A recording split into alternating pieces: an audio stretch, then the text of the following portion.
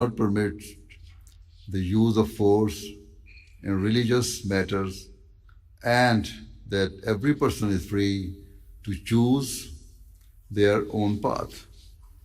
In a similar vein, chapter 18, verse 30 of the Holy Quran states, and say it is the truth from your Lord.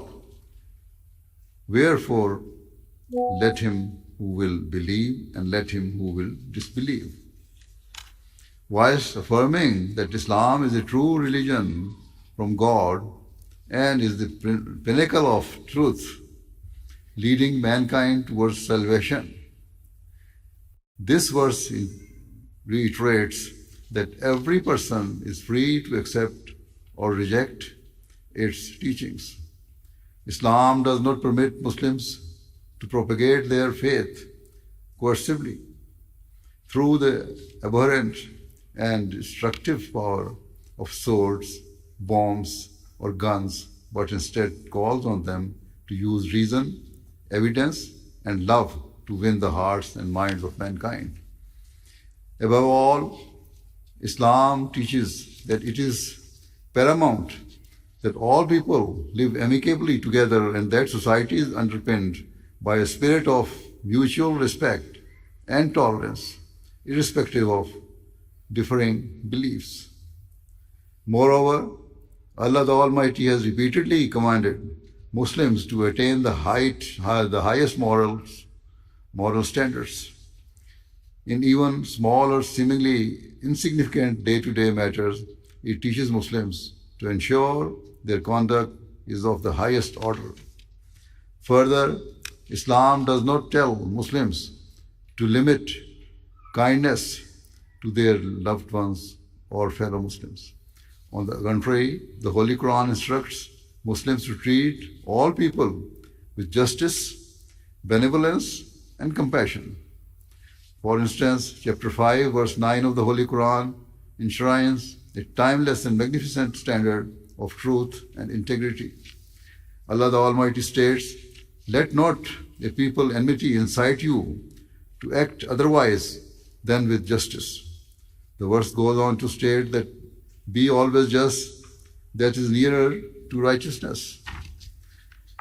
This verse defines the standard of justice and advocated by justice advocated by Islam, which requires that even if someone has grievously mistreated or persecuted you, it must never lead you to seek revenge or be anything other than proportionate and fair in your response. Throughout history, wars and disputes have plagued society, and this sorrowful trend continues today. Can it be said that such honorable standards of justice are being upheld in international relations or amongst warring nations, irrespective of whether their governments are secular or religious? The simple answer is no. Only in Islam do we find such an unequivocal and fearless principle of absolute justice, and it is a cause of great regret that even modern-day Muslim governments are failing to govern according to this Islamic standard. Another oft-repeated allegation is that Islam is a religion of warfare and bloodshed. In this respect, it should be clear that Allah the Almighty has never given Muslims free rein to fight or take up arms. Where the Holy Quran granted permission to fight, it was only under extreme circumstances and with stringent conditions and restrictions imposed. Unquestionably, if one looks at the early period of Islam through an objective and impartial lens, they will see that the battles fought by the Holy Prophet Muhammad, peace and blessing of Allah be upon him, were entirely defensive in nature. After patiently enduring years of unspeakable cruelties and sustained persecution at the hands of the non-Muslim disbelievers in his hometown of Mecca, the Holy Prophet Muhammad sallallahu alaihi wasallam and his companions migrated to the Arabian city of Medina. However, even after migrating, they could not live in peace as the Meccan army aggressively pursued them, intending to kill the Holy Prophet Muhammad sallallahu alaihi wasallam and eliminate Islam once and for all.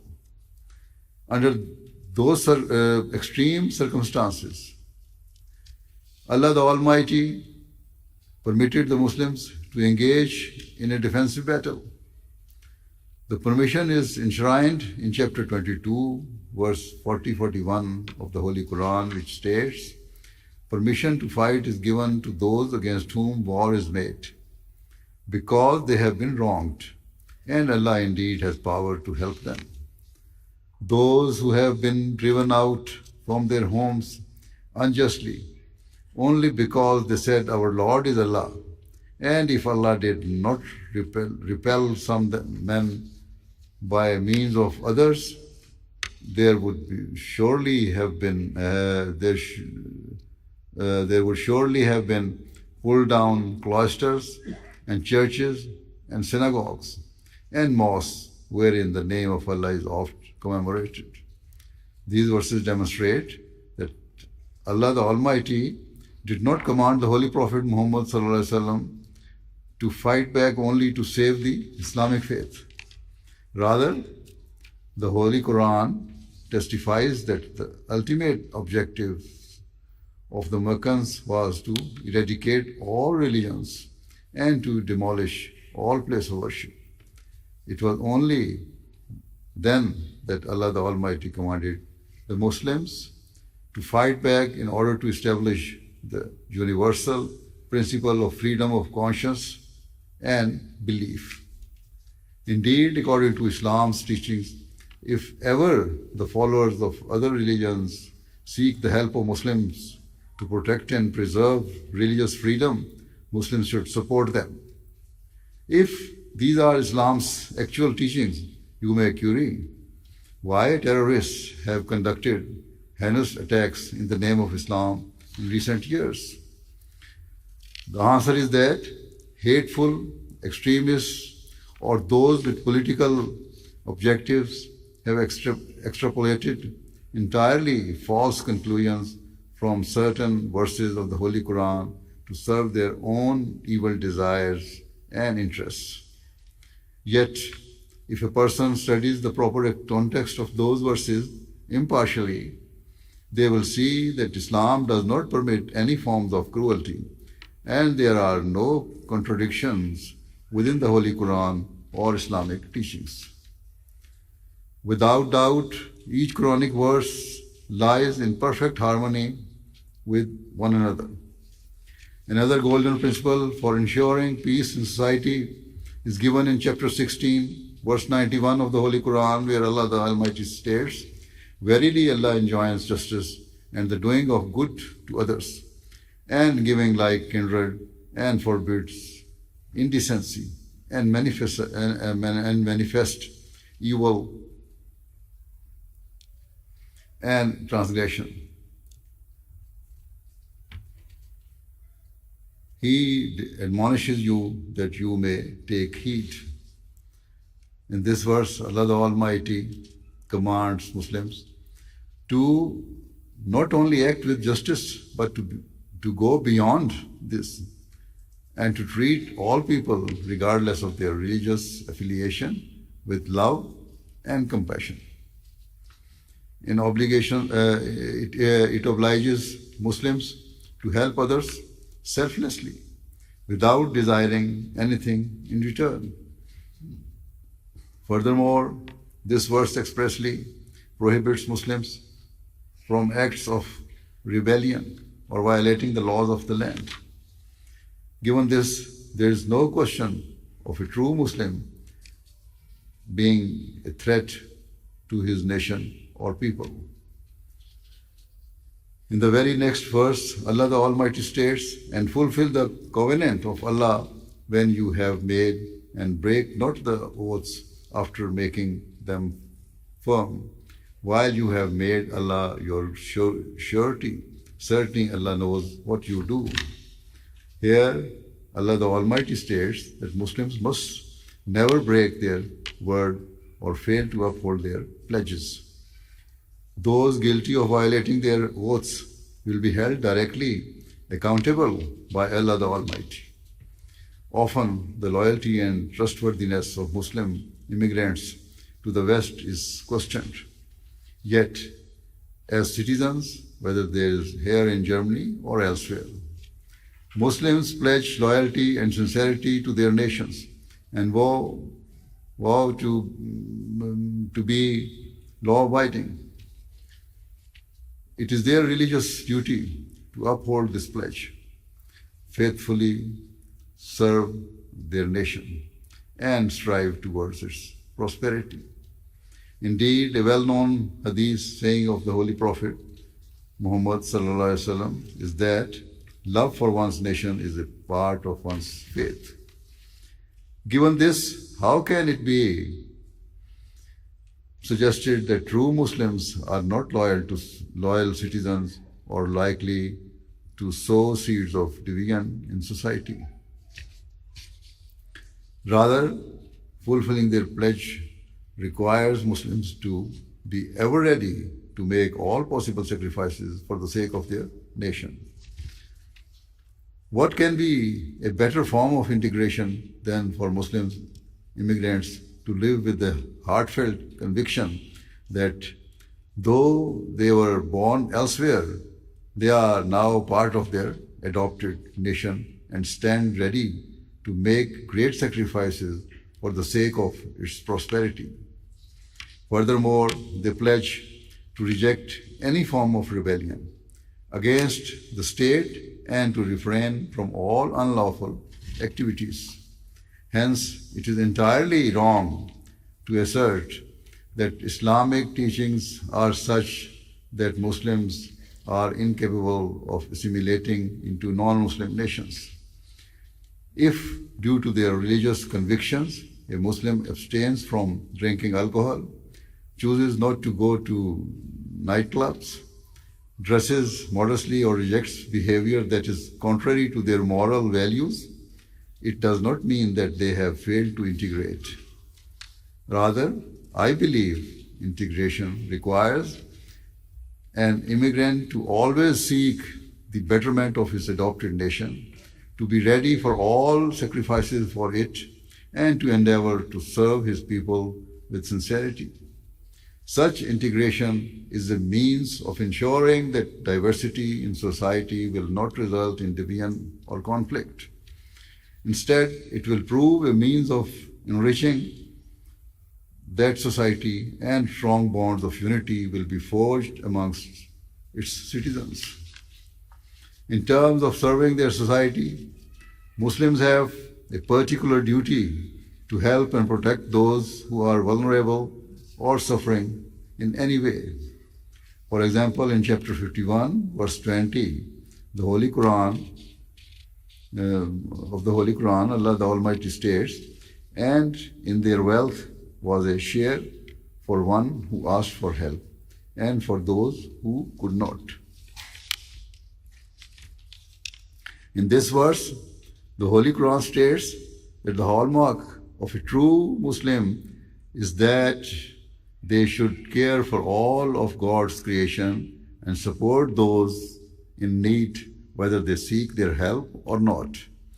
Muslims should not wait for someone to ask for help, but should proactively identify those in society who are in distress and help them overcome their challenges or troubles.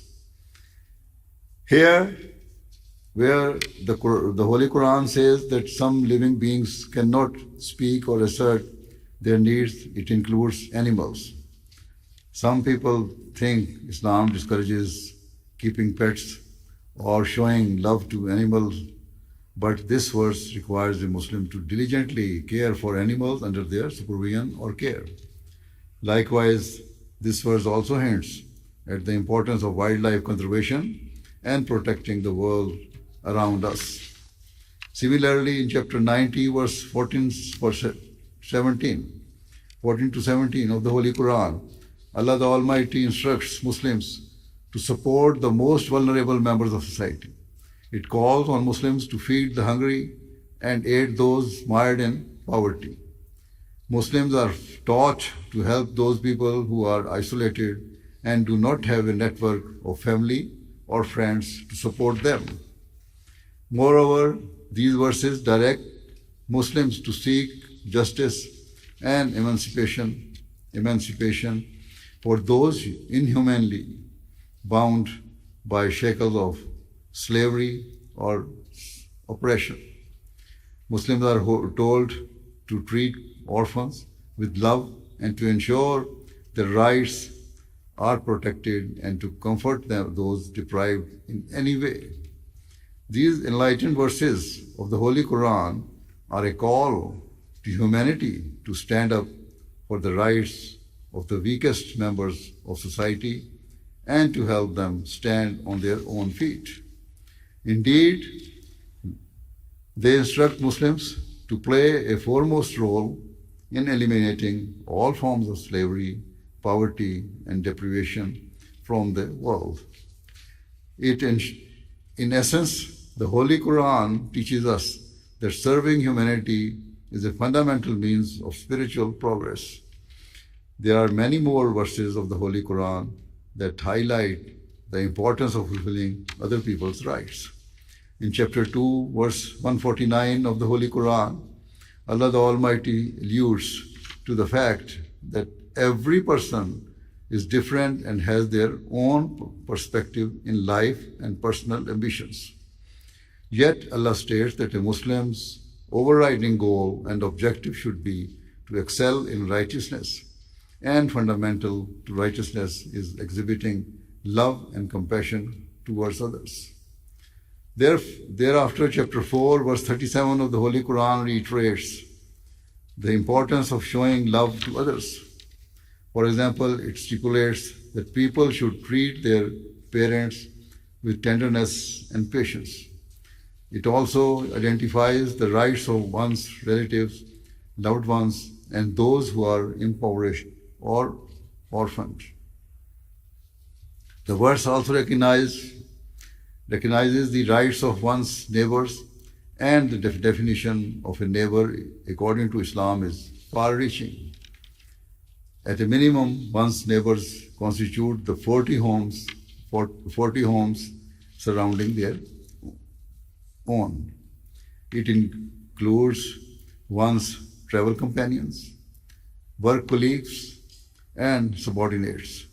If every person fulfilled the rights of the surrounding 40 homes and their colleagues and companions, there is no doubt that society would be harmonious and free from conflict. Another golden principle to ensure the peace of society is given in chapter 49, verse 12 of the Holy Quran, where Allah the Almighty states that it is entirely wrong to deride or humiliate other nations or peoples. To mock or demean others is sure to cause resentment and shatter the peace of society. Recently, in Sweden, certain individuals have burned and vandalized copies of the Holy Quran and proudly displayed this despicable act on social media. Similarly, for many years, highly offensive caricatures have been published depicting the Holy Prophet Muhammad sallallahu alaihi wasallam. Our objection to such vile acts is not limited to those incidents in which only Islam or Muslims are targeted.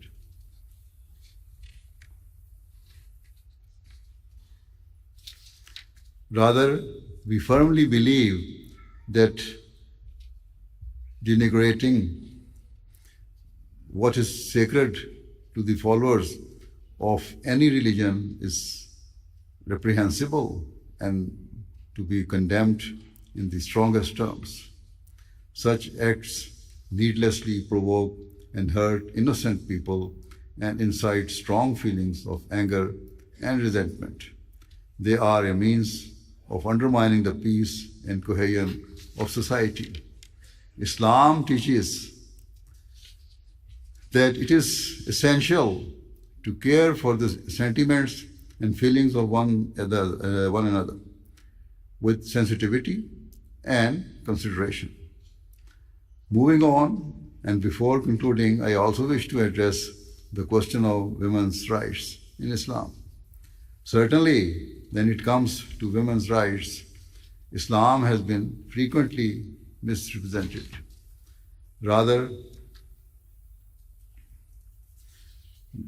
than deny women their rights, the truth is that Islam actually established women's rights and did so centuries before similar rights were afforded by those nations that are now considered to be progressive.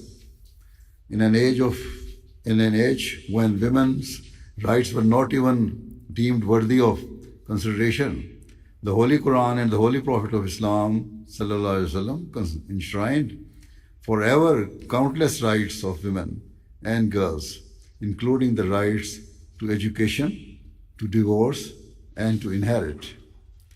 On one occasion, the Holy Prophet of Islam ﷺ gave an analogy of a woman being like a rib. As such, they were delicate and to be treated with love and tenderness. If one analyzes this statement carefully, they will realize how esteemed the status of women in Islam is. The human rib is designed to protect a person's vital organs. And so, by describing women in such a way, the Holy Prophet ﷺ has pointed to the fact that women are fundamental to the survival of humanity. Another famous saying of the Holy Prophet Muhammad, peace and blessing of Allah be upon him, is that paradise lies under the feet of one's mother. Women have been given this unique and elevated status because mothers play the foremost role in nurturing society's next generation and make immense sacrifices for the sake of their children. If a woman fulfills her duties to her children, it will enable them to develop into moral and righteous individuals who contribute positively to society. In this way, mothers are the means of success and prosperity for their children in this life and guide them on the path leading to paradise in the hereafter. In terms of the Holy Quran, chapter 4, verse 20 provides an outstanding means of establishing women's domestic rights. The verse specifically instructs Muslims men to treat their wives lovingly and be considerate of their needs. It stipulates that women are free individuals and cannot be forced into the possession of any man. In terms of their finances, whatever a woman earns is hers to keep, and her husband cannot demand a share. Upon divorce, Islam teaches that women are free to keep whatever their husbands gave them during their marriage. In today's world, when a marriage breaks down, protracted conflicts and bitter disputes often occur as men seek to recover what they have given to their wives. However, Islam does not permit this, reiterating that men should treat their wives with tenderness and cherish those who have given birth to their children. Moreover, in chapter 2, verse 188, Allah the Almighty states that a wife is a garment for her husband, and a husband is a garment for his wife, meaning that a husband and wife are of equal standing and a means of protection for one another. They should manifest love and protect one, and they would manifest love and protect one another, rather than being a source of hurt or sorrow for their partner. In the short time available, I have only mentioned a few of the rights of women established by Islam. Suffice to say that allegation that Islam denies women's rights is baseless and contrary to the facts. Indeed, it is no exaggeration to suggest that the Islamic concept of women's rights was genuinely revolutionary. And as I outlined earlier, many other allegations have been leveled at Islam, and all are without foundation. Certainly, it is wholly wrong for Islam to be brandished as a religion of violence or extremism, or to claim that Islam's moral values are lacking in any way. It is entirely unjust to say that Islam seeks to instigate disorder in society. On the contrary, it is a religion that seeks to build bridges amongst people of all faiths and beliefs. It is a religion that promotes peace, love, and harmony. Indeed, the word Islam literally means peace and security. If some Muslims fail to fulfill the rights of others, it is their personal failure and not the fault of Islam or its teachings. Such people are guilty of violating their faith's teachings. With these words, I hope that any question you may have had about Islam will have been suitably addressed. But if any of you require further explanation, you can speak to our missionaries or our mission here and scholars later. At the end, I pray that the people of the world may come to recognize their Creator, and may all mankind, irrespective of their religious beliefs, live together in peace and with a spirit of compassion and respect for one another. Ameen. Finally, I take this opportunity to thank you all again for joining us today. Thank you very much. That's all.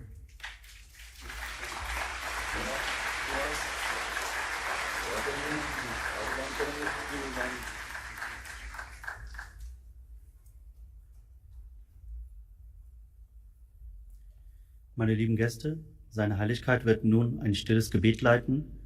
Auch Sie sind herzlich dazu eingeladen, auf Ihre Weise daran teilzunehmen.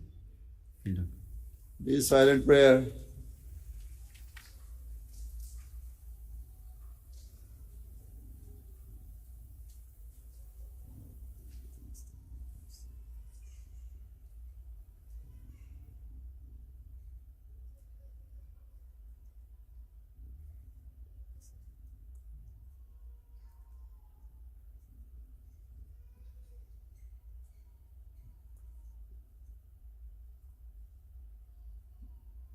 Ameen.